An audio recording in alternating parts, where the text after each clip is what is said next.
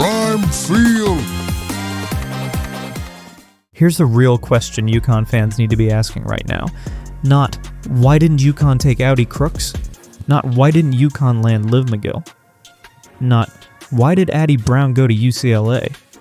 Those players are gone. They already landed. That part of the board is finished. The question now is much sharper. Should UConn make one last swing at Kiyomi McMiller? Because the transfer portal window being closed does not mean teams are done recruiting. It means players had to enter by the deadline. Once a player is already in, teams can still recruit them, still pitch them, and still try to land them before the season. And that is why McMiller matters. According to CBS Sports' updated women's transfer portal tracker, Kiyomi McMiller was the only player in its top 25 who still had not announced a commitment. That makes her the name. The last big swing. The last real portal storyline that could change how we talk about UConn's offseason. Because right now, UConn is betting on continuity. Gino Auriemma is rolling with the roster he has.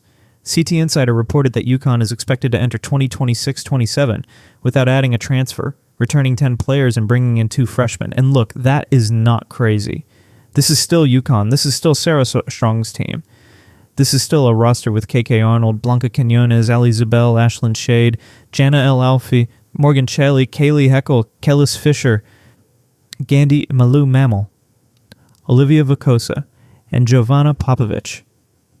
But after losing AZ Fudd and Sarah Williams, after watching the portal board empty, after seeing rivals get better, there is one question left hanging over stores. Is Kiyomi McMiller the scorer UConn should still be chasing? Kiyomi McMiller is not just another portal guard. She is the type of player who makes fan bases argue. CBS ranked McMiller 9th in its transfer portal rankings and described her as a former McDonald's All-American who averaged 21.6 points, 5 rebounds, 4.5 assists, and 1.8 steals while shooting 35.3% from 3 at Penn State. That is not depth. That is production. That is shot creation. That is somebody who can put the ball on the floor, make a defense react, and get buckets when the system starts to stall. And that is exactly why her name connects to UConn. Because UConn's biggest question is not talent. UConn has talent. The question is, who replaces the pressure AZ Fudd created? AZ was not just a scorer. She changed spacing. She changed how teams guarded UConn. She pulled defenders out of help position. She made every screen feel dangerous. And when she left as the number 1 pick in the WNBA draft, UConn did not just lose points. UConn lost fear. McMiller brings a different kind of fear. She's not AZ. She does not have to be AZ. But she gives you something UConn could use. A guard who can create something out of nothing. That matters because March is not always pretty. March is not always 5 perfect passes, backdoor cuts, and wide open jumpers. Sometimes March is late clock. Sometimes March is physical. Sometimes March is one defender in front of you and the season on the line. That is where McMiller becomes fascinating.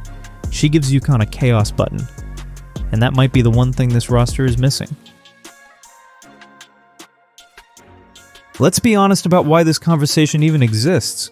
UConn went 38-1. That is ridiculous. That is not a program in crisis. That is a dominant team. But that one loss matters because of how it happened. South Carolina beat UConn 62-48 in the Final Four, ending the Huskies' undefeated run.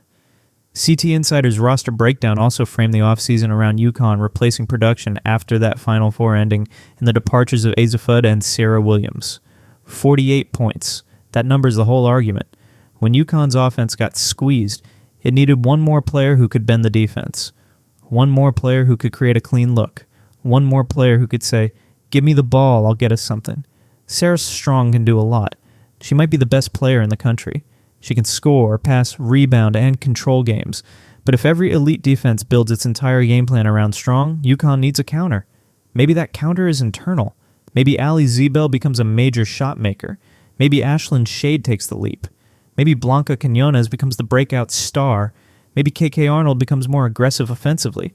Maybe Olivia Vicosa is ready right away. All of that could happen, but McMiller would give UConn a shortcut, not a replacement for development, a pressure release valve. And when you are trying to win a national championship, sometimes that one player is the difference between a Final Four loss and a trophy. This is where the story gets even more important, Because McMiller is not sitting there in a full market. She is sitting there after the elite board has basically been picked clean. Audi Crooks is already at Oklahoma State. Liv McGill is already at Oklahoma State. Addie Brown is already at UCLA. Jordan Lee is already at South Carolina. Those are not options anymore. They are comparison points. And that comparison is scary for UConn. Oklahoma State did not just add a player. They added Audi Crooks and Liv McGill.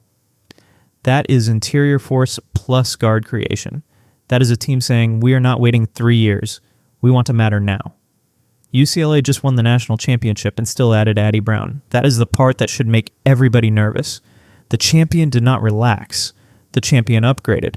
South Carolina already beat UConn in the Final Four, then added Jordan Lee. That is not just roster building. That is the team that ended your season getting stronger. So when people say UConn does not need the portal, I get it. But the counter is, the teams UConn has to beat are using it. That is the arms race. UConn is saying, we trust our system. Other contenders are saying, we trust our system too, and we are adding stars anyway. That is why McMiller's availability is such a big deal. She might be the last player left who can actually change the conversation. If UConn passes on her, the message is clear. No portal rescue, no outside creator, no last-minute swing. Just the UConn way. And that is brave, but is also risky. Now let's not act like this is simple. There is a reason UConn has not just grabbed every big name available. Kiyomi McMiller is talented, but UConn is not a place where talent alone gets you on the floor. You have to defend. You have to make the right read. You have to move without the ball. You have to accept coaching. You have to play inside a system where the best shot is not always your shot. And that is the real question with McMiller. Would she fit UConn? Because she has star guard energy. She has bucket getter energy. She has give me the ball and let me work energy. That can be exactly what UConn needs. It can also be exactly what Geno avoids if he thinks it disrupts the roster. McMiller would come in with expectations. She's not transferring to sit quietly in the corner. She's a proven scorer. She's going to need touches. She's going to need freedom. She's going to need a role that makes sense. So, what happens to KK Arnold? What happens to Ali Zebel? What happens to Ashlyn Shade? What happens to Kaylee Heckel and Giovanna Popovich? That is the tension. And adding McMiller might raise the ceiling, but it might also complicate the rotation. And that is why this is such a good debate. Because both sides have a point. If you are anti-McMiller, you say UConn already has enough guards, enough mouths to feed, and enough young talent that needs minutes. If you're a pro-McMiller, you say none of that matters if the offense gets stuck again in March. And honestly, that second argument is hard to ignore. If UConn does not make a move, Geno is betting on 3 things. First, Serah Strong has to be a true superstar. Not just good, not just efficient, not just best player on the team. She has to be the engine, the player who bends every matchup, the player who can carry UConn through tough offensive stretches. Second, the guards have to grow fast. KK Arnold has to control the game. Zebel has to punish defenses from 3. Shade has to be steady. Blanca has to keep rising. Heckel and Fisher have to be ready when called. Third, Olivia Vukosa has to matter early. That is a big ask for a freshman, even a highly rated one. UConn does not need Shahurin to be a superstar immediately, but they do need her to give them size, rebounding, passing, and front court stability. If all 3 things happen, UConn can absolutely win without McMiller. That is the pro-Geno case. But here's the problem. National championships usually do not wait for perfect development curves. Sometimes players are ready. Sometimes they are almost ready. And sometimes almost gets exposed in April. That is why McMiller feels like the last insurance policy. She does not guarantee anything, no transfer does. But she gives UConn another way to win. So here's the final verdict. Kiyomi McMiller is not just a portal player, she is a referendum on UConn's offseason philosophy. If UConn pursues her, it means Geno sees the same thing a lot of fans see. One more creator could change everything. If UConn passes, it means Geno believes this roster already has the answers. And that is the entire debate. Because the other big names are gone. Crooks and McGill are at Oklahoma State. Addie Brown is at UCLA. Jordan Lee is at South Carolina. Those players are no longer targets. They are reminders. Reminders that the portal era moves fast.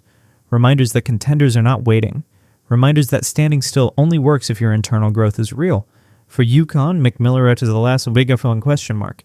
She could be the bucket getter, the late clock answer, the player who gives Serah Strong more space and gives UConn another way to survive a rock fight, or she could be the wrong fit, the wrong role, the wrong disruption for a team that already believes in itself. That is why that this is must-watch. Because if UConn lands her, the entire national title conversation changes overnight. And if UConn does not, then the Huskies are walking into next season with no portal additions, a smaller roster, and one of the boldest bets in college basketball. That the UConn way can still beat the portal era.